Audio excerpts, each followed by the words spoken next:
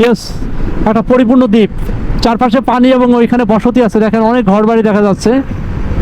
একটা দ্বীপ, ওদের একমাত্র অবলম্বন হচ্ছে যাতায়াতের জন্য হচ্ছে নৌকা, নৌকা বা ট্রলার বা স্টিমার যাই বলি।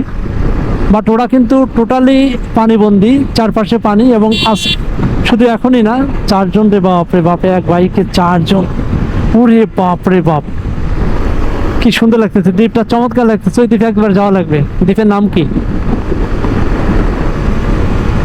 এই দ্বীপটার নাম কি?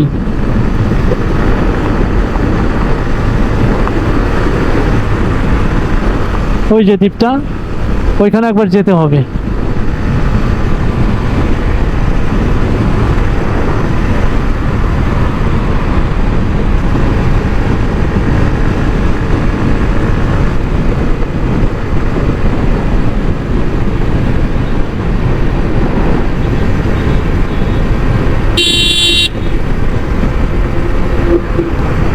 হেলমেট একটা মাথায়, একটা পিছনে, বস্তার পিছনে হেলমেট দিয়ে রাখছে। আমি ভাবছি কোনো মানুষ সাদা কাপড় পরে বসে আছে, প্রথমে ভাবছিলাম কোনো মানুষ সাদা কাপড় পরে বসে আছে। খুব দারুণ আইডিয়া, বাহ চমৎকার। দিন দুনিয়া সব কিছু একদম গাড়ি মানে বাইকের মধ্যে উঠাই ফেলছে। এলাকাটা দেখেন না, নতুন একটা সিটি হয়ে গেছে, পুরো একটা মনে হচ্ছে নতুন একটা সিটি, চায়না সিটি। ওই দূরের বিল্ডিংগুলো খুব ভালো লাগতেছে, বাহ খুব চমৎকার। নদীটা এখানে ওই চর পড়ে নদী গতিপথ পরিবর্তন করছে, দেখেন কি সুন্দর লাগতেছে। এখানে আবার রাস্তা বানাইছে নতুন করে, দৃষ্টিনন্দন, খুবই দৃষ্টিনন্দন। এটা আবার কি বানায় রাখছে? আরে পদ্মা সেতু থেকে দেখেন এই প্রান্তের, এটা হচ্ছে মাদারীপুর প্রান্ত, মাদারীপুর প্রান্তের ভিউটা কেমন দেখেন। অলরেডি আমরা পদ্মা সেতুর শেষের দিকে চলে আসছি। ওই যে আবার দেখা যায়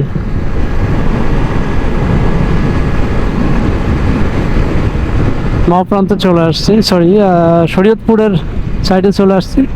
সেই ভিউ রে ভাই, কেমন লাগে বলেন। আমাদের একটা পদ্মা সেতু আছে, পদ্মা ক্যান্টনমেন্ট। ও আচ্ছা আচ্ছা, এটা হচ্ছে ক্যান্টনমেন্ট।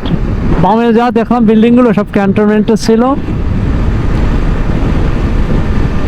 কি চমৎকার রে ভাই, সার্ভিস এরিয়া। এখন একটু আস্তে ধীরে যাই।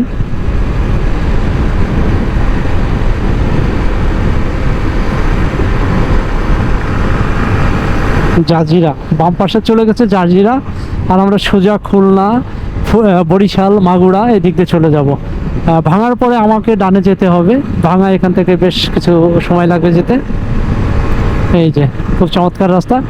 এখন চলেন আপাতত যাইতে থাকি, চলেন আপাতত যাইতে থাকি।